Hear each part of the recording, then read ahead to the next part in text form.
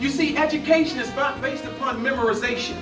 Education is based upon cultivating your natural talent, skills, and gifts that's imbued inside of you.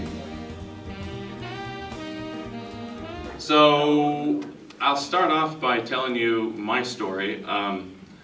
We run upper cervical health centers for 10 years in Carson, 4 years in Huntington Beach, and I'll tell you how I got into what I do, and then I'll talk a little bit about what I do.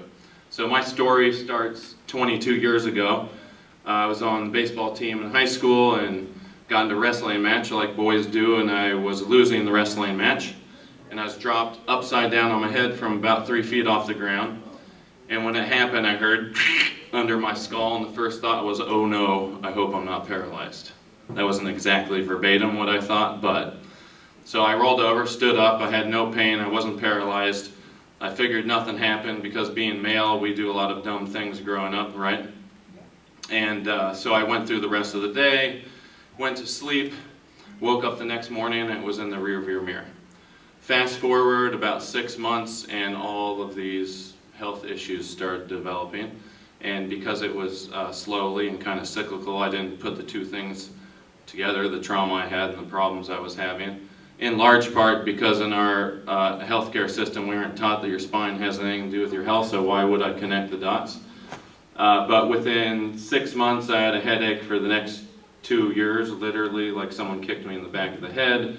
My sleeping, I would go to bed at 10. If I fell asleep by 1, I was lucky. And that continued on. It was all these things I'm talking about. It was episodic in the beginning, and then it became chronic. And for those of you who have sleep trouble, you know how much fun it is when you can't fall asleep. And then when you do fall asleep, you wake up 5 times during the middle of the night. And then when you wake up in the morning, you're like, okay, I laid in bed for 8 hours, and that did me absolutely no good. Well, that was my life for 2 years. So I got to an acupuncturist, really awesome lady. I'm a big fan of acupuncture because I know it helps lots of people, but in my case it didn't do too much, so she sent me to a homeopathic doctor. And any of you who've been to a homeopath, they ask you about 75 questions in their consultation, and she uncovered the head dropping incident. And I was like, you know what, that is kind of when all this started. And so she happened to be a patient of mine, now a mentor, and she said, you know, rare doctor, she said, you know, Drew, I think I could probably help you a little bit, but I really think this is the guy that you should go see, right? So she had my best interest at heart. So she sent me to Dr. Forrest, San Francisco Bay Area, who does the upper cervical work that we do, or I should say I do what he does. And to be honest, I was like, a chiropractor? What the hell is he going to do for me? Maybe the headaches and neck pain, what about all these other problems I have, right? And so, because I didn't understand. And once I'm done here in 3 minutes, I'll try and get the principle through to you. But so I went to his office. He explained what he did or does, and I was like, okay, well that totally makes sense. Let's do this. And so he took some pictures of my upper neck. He found the atlas. I knew I needed my props here. That bone right under your head, right? Your head weighs 13 pounds. That bone weighs 2 ounces. Well, when I was dropped on my head, that atlas shifted, got locked under my skull, right? And your spinal cord runs right down through it. And so, well, that's what runs the whole body, right? So he took some pictures, found how it was off, put me on a table. I was kind of freaked out because what I thought of as chiropractors was getting your neck twisted left and right? But he said, no, we don't do that here. It's a gentle tap. And sure enough, so he adjusted me, and I literally felt nothing. And so, of course, then the skepticism again set in. I'm like, okay, that guy didn't do a damn thing. How's that going to do anything? So he lays me down for 20 minutes, and I get in my car afterwards. I'm driving home, and I'm like, okay, everything that guy said makes sense.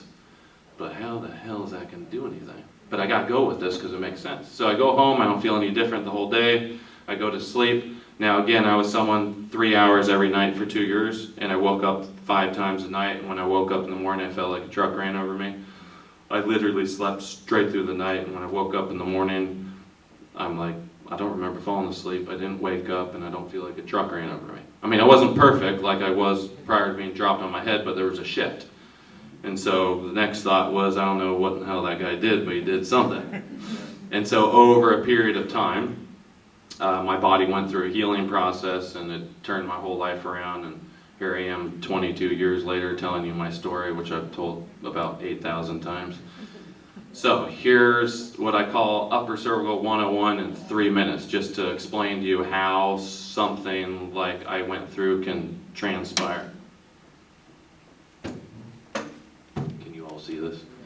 Okay, so I already said this, but your head weighs between 10 and 13 pounds depending on the person. It's sitting on the atlas, which is the top vertebra. It weighs 2 ounces. And I always say your head's sitting on the end of a stick because your neck is long depending on the person, right? And so this is the most unstable junction in your spine. And so as a consequence, as we go through life, there's car accidents that happen, sports injuries. Life can be traumatic, right? The birth process, I was a forceps delivery. Some kids get stuck in the birth canal and they're yanked out of there, thank God, to save their life, but there should be someone there monitoring this, right? So as we go through life, we have traumas that dislodge that vertebra, it becomes locked. When it becomes locked, the muscles through the spine become imbalanced and it pulls the posture of the body out of balance, right? But what's most important about that imbalance is that red area right there is the brainstem, and basically all the function of your body that you don't think about. When you go to bed, you don't think about your heartbeat, you don't think about the regulation of your blood pressure, the pH of your blood, the nutrition going in and out of the cell. All of that is controlled and monitored here. So, as I tell most of my patients, I'm not here to treat pain, symptoms, or diseases.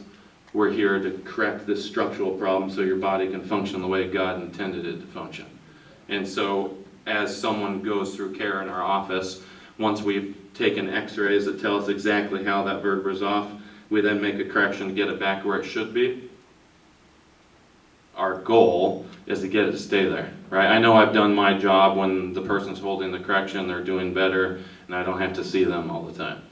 And so that's really the objective, is to get them back where they belong, get the tissue to heal up, like that guy back there in the yellow shirt. Maybe you should come up here and tell your story. So anyway, that's my story. That's what we do across the street.